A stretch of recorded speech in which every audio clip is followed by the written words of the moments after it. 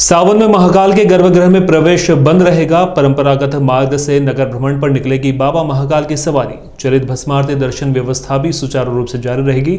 महाकालेश्वर मंदिर प्रबंध समिति की बैठक में आज ये इस तरह के कई निर्णय हुए। शिव भक्ति के महीने सावन 14 जुलाई से शुरू हो रहे हैं। ऐसे में उज्जैन का महाकाल मंदिर श्रद्धालुओं की आस्था का केंद्र रहेगा।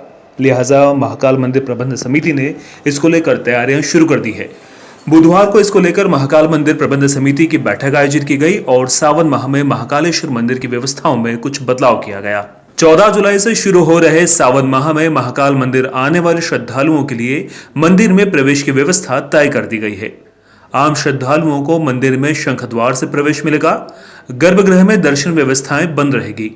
प्रोटोकॉल से आने वाले श्रद्धालुओं को निकट से दर्शन करवाने के लिए नंदी हॉल में स्टेनलेस स्टील के बैरिकेड्स लगाए जाएंगे। वहीं आम श्रद्धालु गणेश व कार्तिकेय मंडप से चलित दर्शन कर सकेंगे। मंदिर परिसर में एलईडी स्क्रीन लगाकर गर्भगृह के दर्शन कराने की व्यवस्था भी की गई है।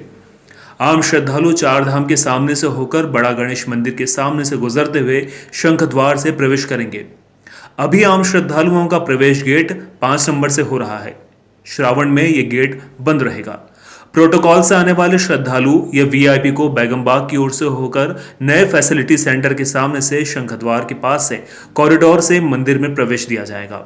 वर्तमान में इन्हें मंदिर प्रशासक कार्यालय के सामने से प्रवेश दिया जा रहा है। पार्किंग की 2 जगह तय की गई है।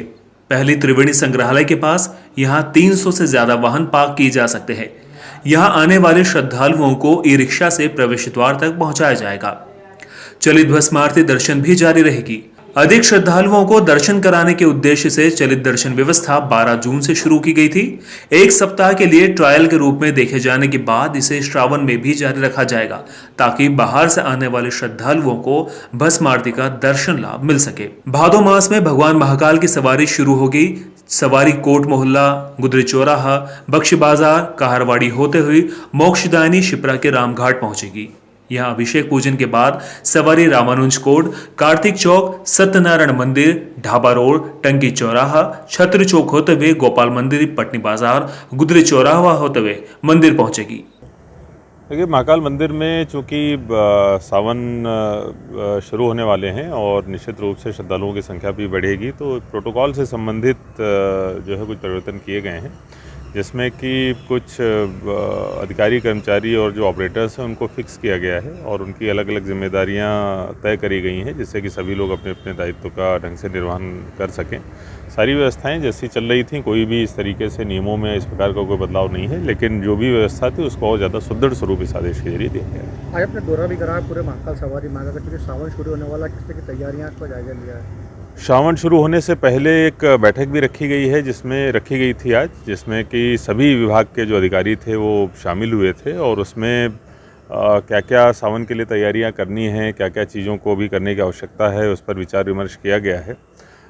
एक तो ये निर्णय हुआ है कि जो गर्भगृह है वो सावन में जैसे ही शुरू होगा वैसे ही गर्भगृह में प्रवेश पूरी तरीके से सभी के लिए बंद कर दिया जाएगा, जिससे कि अधिकांश श्रद्धालुओं को बहुत आसानी से दर्शन कराए जा सके। इसके साथ साथ श्रद्धालुओं को लाने ले जाने की व्यवस्था भी जो कर्कराज मंदिर की पार्किंग थी, जो महाशिवरात्रि में हम लोगों ने चलाई थी, वहाँ से और जो दूसरा त्रिवेणी संग्रहालय के सामने की पार्किंग है, 2 जगहों उसकी पार्किंग को यूज़ करके हम लोग श्रद्धालुओं को दर्शन कराएंगे।